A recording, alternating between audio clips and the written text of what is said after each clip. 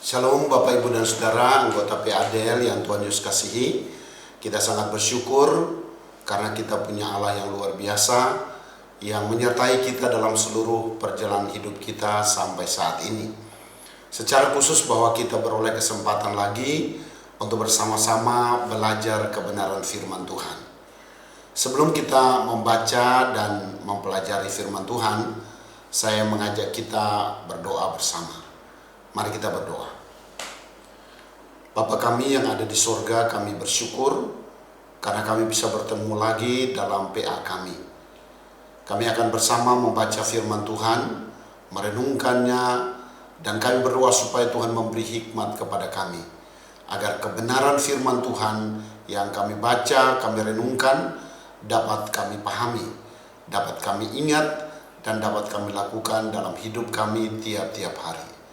Bersabdalah ya Tuhan, karena kami telah siap mendengarnya. Dalam nama Tuhan Yesus yang Allah firman yang hidup itu, kami sudah berdoa. Amin. Bapak Ibu, mari kita memperhatikan satu bagian firman Tuhan dari kitab Wahyu, pasal yang kedua, ayat yang ke-12 sampai ayat yang ke-17. Saya akan membacakannya untuk kita semua. Kepada jemaat di Pergamus, dan tuliskanlah kepada malaikat jemaat di Pergamus, inilah firman Dia yang memakai pedang yang tajam dan bermata dua. Aku tahu di mana engkau diam, yaitu di sana, di tempat takhta iblis. Dan engkau berpegang kepada namaku, dan engkau tidak menyangkal imanmu kepadaku, juga tidak pada zaman Antipas, saksiku yang setia kepadaku, yang dibunuh di hadapan kamu di mana iblis diam. Tetapi aku mempunyai beberapa keberatan terhadap engkau. Di antaramu ada beberapa orang yang menganut ajaran Bileam, yang memberi nasihat kepada Balak untuk menyesatkan orang Israel, supaya mereka makan persembahan berhala dan berbuat zina. Demikian juga ada padamu orang-orang yang berpegang kepada ajaran pengikut Nikolaus. Sebab itu bertobatlah. Jika tidak demikian, aku akan segera datang kepadamu dan aku akan memerangi mereka dengan pedang di mulutku ini. Siapa yang bertelinga, hendaklah ia mendengarkan apa yang dikatakan Roh kepada jemaat-jemaat. Barang siapa menang, kepadanya akan kuberikan dari mana yang tersembunyi, dan aku akan mengaruniakan kepadanya batu putih yang di atasnya tertulis nama baru yang tidak diketahui oleh siapapun selain oleh yang menerimanya. Demikian pembacaan firman Tuhan. Yang berbahagialah kita yang mendengar dan kita yang melakukan kebenaran firman Tuhan. Bapak, Ibu, dan Saudara yang dikasihi Tuhan, tema tahunan kita adalah Tuhan baik kepada semua orang. Dan searah dengan tema yang ada, maka kita akan merenungkan firman Tuhan yang kita baru baca tadi. Tuhan yang baik menghendaki gerejanya memelihara iman. Penekanan yang kita dapat pelajari adalah memelihara iman. Di dalam ayat 13 disebutkan di sana bahwa kamu berpegang pada namaku dan engkau tidak menyangkal imanmu kepadaku. Bapak Ibu, kata berpegang itu berarti mempertahankan, memelihara iman kepada Yesus. Dan istilah memelihara ini menarik. Bukankah dalam keseharian kita memang kita banyak berhubungan dengan kata memelihara. Ada yang di rumahnya memelihara anjing, kucing, memelihara burung. Ada juga yang memelihara tanaman yang khusus, tanaman hias, dan macam-macam hal yang kita pelihara dalam hidup ini. Tetapi di dalam semuanya itu, hari ini firman Tuhan mengajar kita bahwa ada hal yang penting yang kita harus jaga, yaitu iman kita. Orang yang memelihara iman, orang yang berpegang kepada nama Yesus, haruslah seseorang yang pertama-tama mengenal Yesus. Sudah pasti yang dimaksudkan adalah mengenal Yesus secara pribadi. Maksudnya adalah orang yang sungguh-sungguh percaya, orang yang sungguh-sungguh menerima Yesus sebagai Tuhan dan Juru Selamat pribadinya. Atau dia memiliki iman yang menyelamatkan. Kalau seseorang tidak memiliki iman atau belum memiliki iman, maka dia tidak bisa memelihara iman. Apa yang dipelihara kalau dia sendiri belum memiliki iman?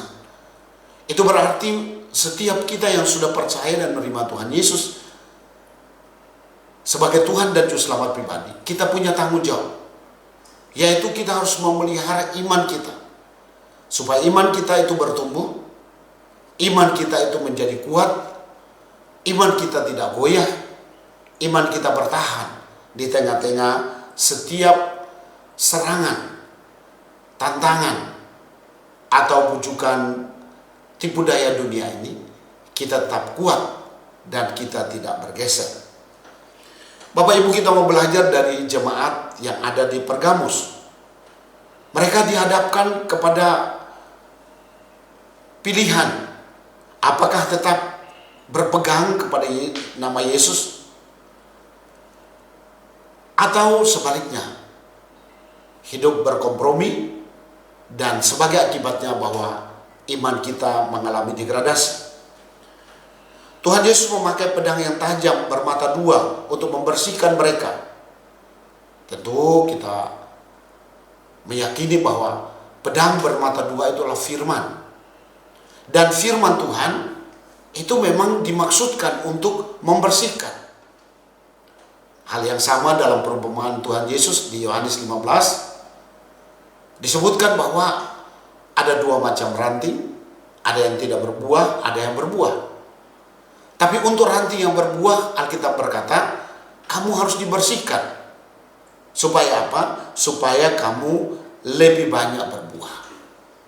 Kalau yang tidak berbuah, memang yang terjadi adalah dia akan dipotong, dia akan menjadi kering, dia akan dicampakkan dan dibakar. Sebagai orang Kristen yang betul-betul punya iman yang sejati, dengan Kristen yang nominal, itu akan berbeda. Ketika pilihan itu datang, apalagi pilihan itu disertai dengan tantangan, kesulitan, maka orang Kristen nominal yang hanya Kristen di KTP-nya, dia akan cepat terpengaruh. Dia tidak bisa memelihara imannya, maka malah yang terjadi adalah dia larut, dia hanyut oleh tantangan yang ada. Tapi seorang Kristen sejati adalah orang Kristen yang sungguh-sungguh akhirnya memelihara iman. Tantangan kesulitan ada, tapi imannya tetap kuat. Ada istilah, ada ungkapan yang berkata, jikalau engkau betul-betul emas, jangan takut terhadap api peleburan. Karena api yang ada hanya akan memurnikan imanmu, hanya akan memurnikan hidupmu sebagai orang Kristen. Gereja yang memelihara imannya adalah gereja yang berkenan di hadapan Tuhan. Dan mari kita belajar bagaimana jemaat Pergamus mereka menjadi orang-orang yang memelihara imannya. Yang pertama yang kita lihat bahwa ada ujian terhadap gereja yang memelihara imannya. Bahwa yang terjadi adalah bahwa untuk iman terpelihara diperlukan adanya ujian, tantangan. Dan mari kita lihat tantangan apa yang dialami oleh jemaat di Pergamus. Kalau kita memperhatikan situasi latar belakang dari jemaat Pergamus, kita dapat mengetahui bahwa jemaat Pergamus adalah jemaat di mana menjadi pusat penyembahan terbesar di Asia, kota Pergamus ya. Dan kalau kita lihat di ayat 13 dikatakan bahwa jemaat Pergamus itu mereka tinggal di takhta iblis. Kenapa disebut dengan takhta iblis? Karena itu menjadi tempat penyembahan berhala terbesar. Apa bentuk penyembahan terbesar yang ada di jemaat Pergamus? Bahwa di sana ada kuil-kuil yang menyatakan penyembahan berhala kepada kaisar. Kuil kaisar dibuat secara besar-besaran dan ditempatkan di kota Pergamus, dan semua orang datang dan menyembah. Ini merupakan sesuatu yang menempatkan orang Kristen di Pergamus dalam keadaan sulit. Mengapa? Karena orang-orang Kristen mereka memang tidak mau menyembah. Dan karena itu mereka dianggap pengkhianat karena menolak untuk membakar dupa di atas mezbah dan menyatakan bahwa kaisar adalah Tuhan. Keteguhan iman jemaat Pergamus itu diwakili oleh seseorang yang disebut dengan Antipas. Antipas ini dia akhirnya mati syahid. Karena apa? Karena dia menolak untuk menyembah kepada kaisar. Dia diletakkan di sebuah mangkok kuningan dan di dalamnya dia dipanggang sampai mati. Tapi yang luar biasa, Antipas tidak menyangkal imannya. Apa yang terjadi dengan Antipas membuat banyak orang Kristen diteguhkan imannya. Tetapi sebaliknya, dengan kematian Antipas, beberapa orang Kristen menjadi lemah imannya. Apalagi ada penyusup yang masuk ke tengah-tengah jemaat dan dengan ajarannya itu melemahkan iman yang dimiliki oleh jemaat Pergamus.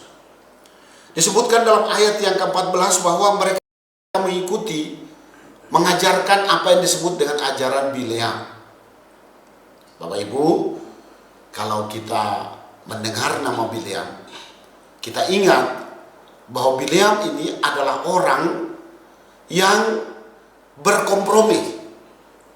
Dia adalah orang yang memang sinkritis. Dia mencampur adukan antara Tuhan dan penyembahan berhala. Dan Bapak Ibu, bahkan dia juga bisa bersedia berkompromi demi keuntungan pribadinya. Dia bersedia menerima uang dari raja untuk mengutuk bangsa Israel. Syukurlah bahwa Tuhan memakai keledainya untuk menasihati Bileam. Ya, kalau seseorang sudah tidak benar, Tuhan punya banyak cara, termasuk bisa memakai binatang untuk berbicara. Dan itulah yang terjadi dengan Bileam, seorang yang penuh dengan kompromi, penuh dengan sinkritisme, mencampur baurkan antara Tuhan dan berhala. Di ayat 15 disebutkan bahwa ada juga yang menyebut dirinya sebagai ajaran Nikolaus. Siapa sebenarnya Nikolaus ini? Kalau Bileam itu adalah orang dalam perjanjian lama. Tapi kalau Nikolaus itu dalam perjanjian baru. Banyak orang yang menyatakan bahwa Nikolaus itu adalah seorang yang termasuk salah satu diaken yang ada di Kisah Para Rasul 6. Artinya seorang yang mengawali dengan baik sebenarnya. Dia mengawali dengan roh, tapi dia mengakhiri dengan daging. Mengapa? Karena ajaran ini memperkenankan penyembah kepada Allah yang hidup boleh menyembah ke kaisar dengan tetap beribadah kepada Allah. Ini sebenarnya adalah satu bentuk kompromi juga. Seakan dia menyampaikan bahwa Ajaran ini menyampaikan bahwa jangan ekstrim dong, hanya menyembah kepada Allah yang hidup. Nanti kamu akan mengalami nasib yang sama dengan Antipas. Paling bagus kompromi aja, karena kita bisa menyembah kepada kaisar sekaligus menyembah kepada Allah atau menyembah kepada Yesus. Lalu ada sebuah nasihat yang nampaknya bijaksana. Nasihat itu berkata begini, jika engkau tidak bisa mengalahkan mereka, artinya pemerintahan Roma dengan tekanan untuk menyembah berhala pada waktu itu, bergabunglah dengan mereka. Jadikan mereka teman. Dengan kata lain adalah berkompromilah. Apa salahnya sih membakar dupa? Apa salahnya sih datang kepada kuil dan membakar dupa penyembahan di sana? Nanti juga setelah itu kamu bisa menyembah kepada Allah. Inilah yang disebut dengan sinkretisme. Dan Bapak Ibu, aspek kompromi ini relevan dari waktu ke waktu. Bahwa dari waktu ke waktu tawaran untuk hidup berkompromi itu sangat kuat. Termasuk sampai saat ini. Hal-hal taruhlah berkaitan dengan kuasa gelap. Bukankah banyak orang Kristen yang hari Minggu ke gereja, tetapi selebih daripada itu kalau sakit bukan berdoa kepada Tuhan Yesus, malah mencari dukun. Kalau ingin mendapatkan petunjuk, bukannya berdoa minta petunjuk dari Tuhan, malah mencari petunjuk dari orang pintar, dari dukun dan sebagainya. Hal seperti ini adalah ujian-ujian yang bisa saja membuat beberapa orang Kristen itu kompromi. Dan ujian-ujian seperti ini sebenarnya membutuhkan sikap. Sikap seperti apa yang kita harus miliki supaya iman kita terpelihara dengan baik. Bapak Ibu, ujian yang dihadapi jemaat Pergamus ini mengharuskan mereka mengambil sikap. Betul, satu sisi mereka sedang menghadapi kengerian karena ada yang dibunuh. Tekanan itu terus ada. Tapi kemudian ajaran kompromi muncul. Dan ini adalah pilihan yang secara manusia sebenarnya menarik. Tapi mari kita memperhatikan tentang bagaimana jemaat Pergamus menyikapi situasi. Ayat 13 berkata, engkau berpegang pada namaku dan engkau tidak menyangkal iman. Oh, ternyata memang ada yang terpengaruh memang. Ajaran Bileam, ajaran Nikolaus. Tetapi mayoritas jemaat di Pergamus, Alkitab berkata bahwa kesulitan, tekanan itu ada. Godaan itu ada. Tetapi komitmen mereka untuk berpegang pada nama Tuhan dan tidak menyangkal iman. Ini adalah komitmen terkait dengan memelihara iman. Bapak, Ibu, dan Saudara yang dikasihi Tuhan, mari kita berkomitmen untuk memelihara iman. Betul bahwa ada penganiayaan, tetapi mereka tetap memelihara iman dan terus berpegang pada nama Tuhan. Mereka memilih untuk lebih takut kepada Tuhan, lebih menghormati Tuhan daripada kaisar, daripada gubernur Romawi yang ada di Pergamus. Mereka tidak mau kompromi dengan dosa. Bapak Ibu, sesungguhnya Tuhan sementara mencari jemaatnya seperti ini. Tuhan menghendaki jemaatnya di zaman ini adalah orang-orang yang berdiri teguh, orang-orang yang tidak gampang kompromi, orang-orang yang tegas terhadap dosa, orang-orang yang menolak penyembahan berhala, orang-orang yang tidak mencari petunjuk, terhadap semua tawaran dunia ini. Ternyata tidak semua jemaat memelihara imannya. Tuhan mau kita memelihara iman. Dan memang ada yang memelihara iman sampai mati pun dia tidak goyah. Itulah Antipas. Tapi ternyata tidak semua jemaat memelihara imannya. Di antaramu ada beberapa orang yang menganut ajaran Bileam. Oh, artinya pengaruh ini sudah mendapat respon. Artinya beberapa orang sudah memilih untuk kompromi. Dan ada padamu orang-orang yang berpegang pada ajaran Nikolaus. Bahwa ada orang-orang yang bersedia. Apa sebenarnya inti ajaran Nikolaus ini? Inti ajaran Nikolaus adalah boleh ikut Tuhan Yesus, boleh percaya kepada Tuhan Yesus, tapi makan makanan berhala. Kalau orang makan makanan berhala berarti ikut dalam penyembahan berhala itu. Ini berbicara tentang persinahan secara rohani, yaitu bahwa ikut dalam penyembahan berhala, makan makanan berhala. Tetapi juga boleh hidup dalam persinahan. Jadi ini ajaran Nikolaus ini paket lengkap dalam persinahan. Persinahan rohani, menyembah kepada berhala, tetapi juga persinahan secara fisik. Mereka berkompromi. Kenapa? Tujuannya hanya satu. Untuk apa? Untuk menghindari penderitaan. Untuk apa? Untuk bisa meraih kesuksesan. Yaitu mereka bisa duduk dalam pemerintahan. Atau mereka bisa dapat akses untuk berdagang dengan baik. Sehingga hidup mereka bisa sukses.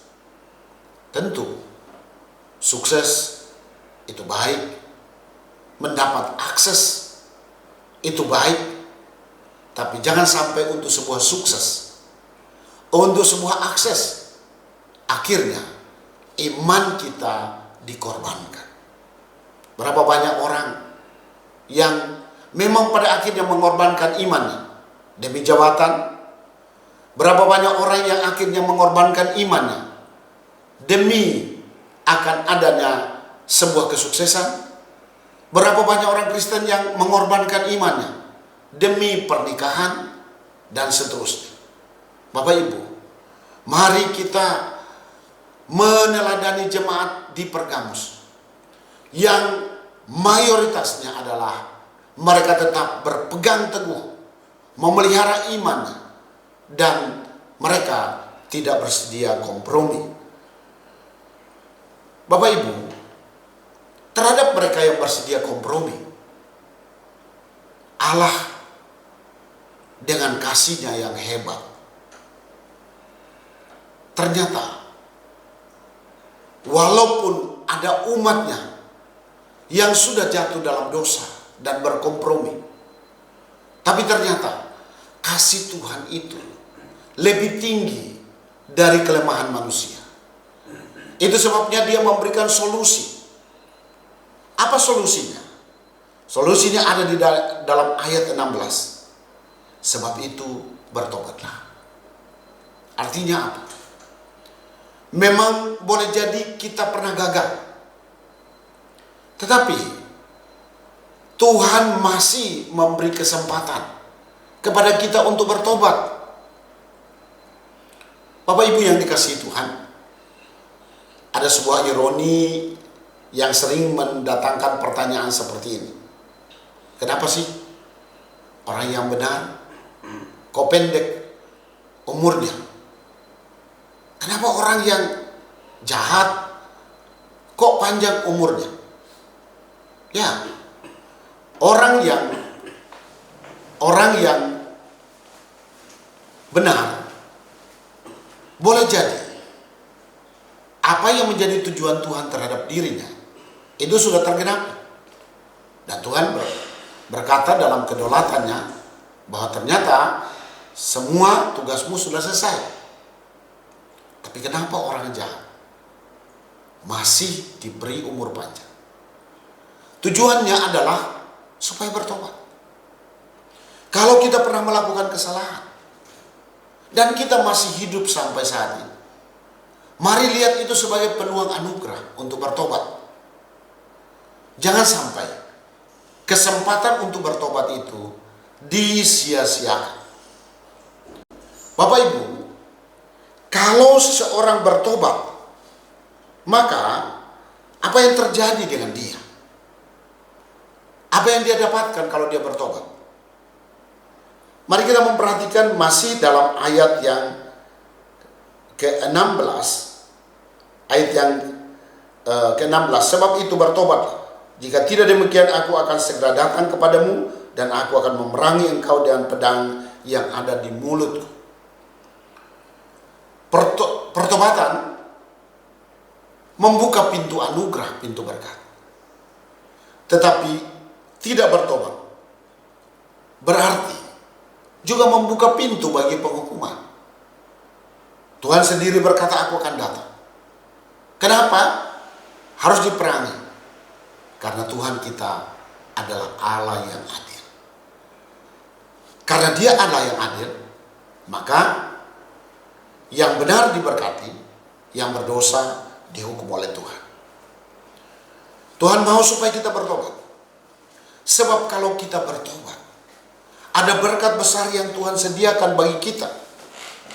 Mari kita memperhatikan ayat yang ke-17. Siapa bertelinga hendaklah ia mendengarkan apa yang dikatakan Roh kepada jemaat-jemaat. Barang siapa yang menang, kepadanya akan kuberikan dari mana yang tersembunyi. Apa maksudnya? Mana merupakan makanan dari Allah untuk bangsa Israel di padang gurun saat mereka keluar dari Mesir. Dan jemaat yang tidak perlu makan persembahan berhala, Allah menjanjikan bahwa Dia sanggup memberi kecukupan terhadap kebutuhan mereka. Bapak Ibu, kita tidak harus kompromi dengan dosa supaya kita bisa makan minum. Tetapi sebaliknya, kita justru bisa makan dan minum karena ketaatan kita kepada Tuhan.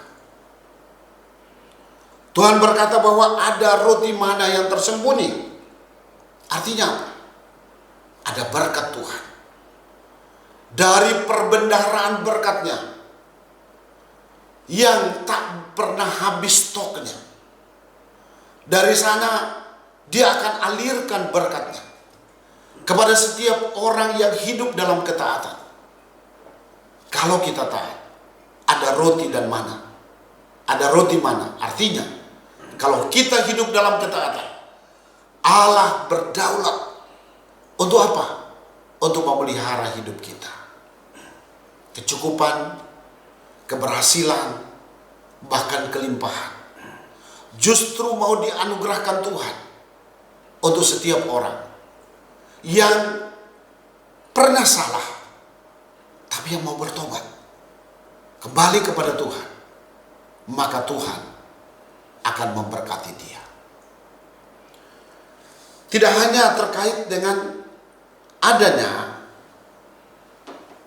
pemeliharaan Allah untuk hidup kita tiap hari, dalam setiap kebutuhan-kebutuhan hidup kita. Tapi kalau ada yang pernah salah, tapi kemudian bertobat, sungguh-sungguh bertobat, maka hal kedua yang dijanjikan adalah bahwa aku akan mengaruniakan kepadanya batu putih. Apa maksudnya batu putih itu? Batu putih digunakan sebagai sebuah tiket untuk izin masuk pada suatu pesta. Zaman dulu, kalau orang-orang masuk ke satu acara yang bergengsi, maka mereka akan diberi batu putih. Itu semacam tiket untuk masuk. Dan ini berarti bahwa gereja yang memelihara imannya akan ikut dalam pesta perkawinan anak domba Allah. Kalau kita memperhatikan dalam pasal 19 ayat 6 dan 7. Ada pesta perkawinan anak domba Allah yang sudah tersedia, disiapkan bagi setiap orang yang sungguh-sungguh percaya, yang sungguh-sungguh menerima Tuhan Yesus, yang sungguh-sungguh bertobat. Mereka akan disediakan batu putih. Artinya itu menjadi sebuah tiket untuk masuk ke pesta itu. Pesta yang penuh dengan sukacita. Itulah sorga yang mulia. Sebaliknya, mereka yang tidak mau bertobat, karena hidup ini kan pilihan. Orang bisa saja dia salah, tapi ada kesempatan untuk bertobat. Ada yang memanfaatkan waktu untuk bertobat, tapi ada yang memang tidak memanfaatkannya.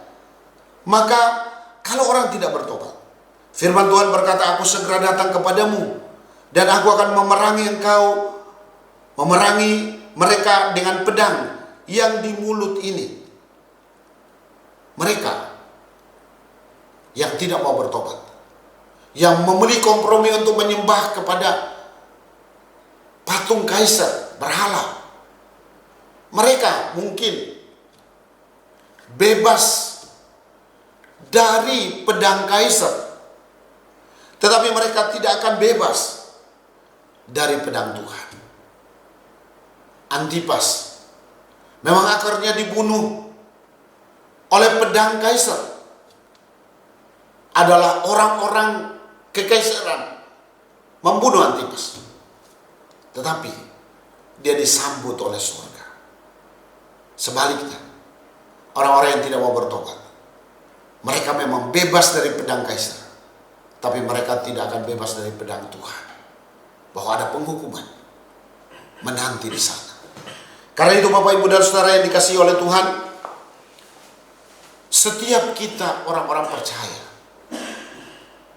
ada banyak pilihan di sekitar kita untuk membawa kita ke dalam persinahan rohani, yaitu membawa kita hidup kompromi dengan dosa, melawan Tuhan.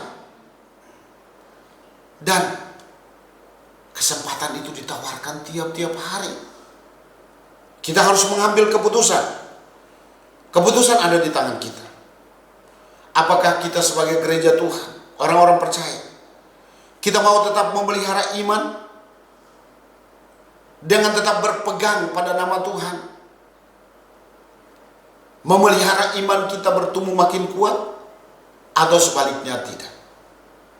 Pertobatan yang sejati dan komitmen untuk hidup dalam pengenalan akan Tuhan melalui firman Tuhan, itu menjadi cara terbaik untuk menjaga kehidupan rohani kita kuat, kerohanian kita terpelihara, kita tidak goyah. Dunia tidak bisa mempengaruhi hidup kita. Sebaliknya, melalui iman yang dipelihara dengan baik, bukan hanya kita yang kuat, tapi kekuatan iman kita mengokohkan kita untuk terus menjadi saksi, sehingga orang lain pun boleh akhirnya datang kepada Tuhan melalui kesaksian kita. Kiranya Roh Kudus memeteraikan firman-Nya dan menolong kita untuk kita hidup di dalamnya. Amin. Bapak Ibu Saudara sekalian, mari kita masuk dalam doa. Mari kita berdoa. Tuhan, kami bersyukur untuk kebenaran firman Tuhan yang telah kami renungkan bersama. Tuhan Yesus, terima kasih untuk jemaat Pergamus, yang dari sana kami belajar bahwa ada ujian iman.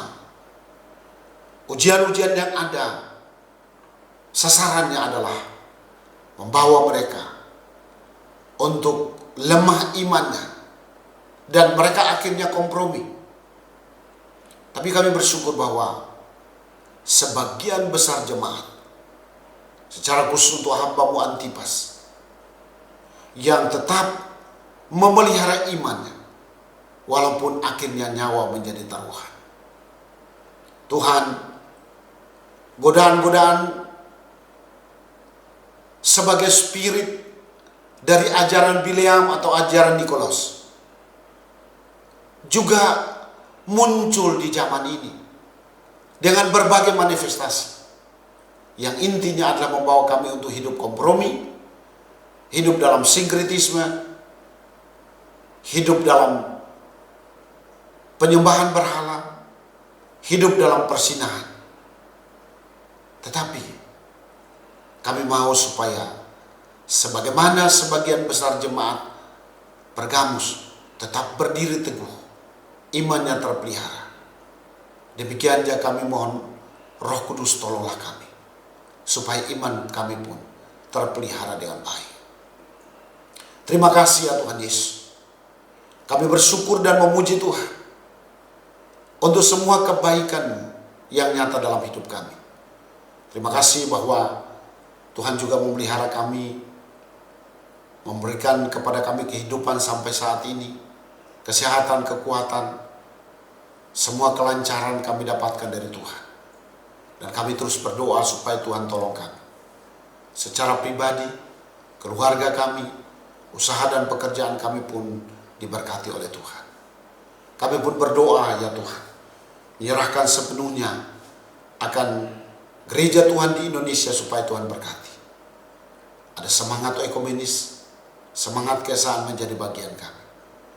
Berkati juga untuk semua utusan yang sedang berjuang di garis depan pemberitaan kabar baik. Tuhan Engkau mengurapi mereka. Terima kasih ya Tuhan. Kami juga berdoa untuk bangsa dan negara kami. Presiden, wakil presiden, semua jajaran pemerintahan. Kiranya Tuhan Engkau berkenan memberkati. Stabilitas keamanan kiranya tetap terjaga. Dan kiranya oleh anugerah Tuhan, situasi yang aman ini juga menolong untuk perekonomian bisa berjalan dengan baik. Terima kasih Tuhan. Kami juga mau berdoa menyerahkan sepenuhnya Bapak Luhut Panjaitan yang saat ini ada di dalam pemerintahan sebagai pimpinan ekonomi nasional. Kami berdoa supaya Tuhan Engkau terus memberi kesehatan, kekuatan, memberikan kepada hamba-Mu hikmat untuk mengambil keputusan-keputusan yang tepat. Berkati juga bersama dengan Ibu Devi, pakai kedua hamba-Mu menjadi alat di tangan Tuhan, untuk menjadi berkat di tengah-tengah bangsa kami. Hamba berdoa untuk semua anggota PADR yang dalam keadaan sakit, Tuhan kiranya menjamah dan menyembuhkan.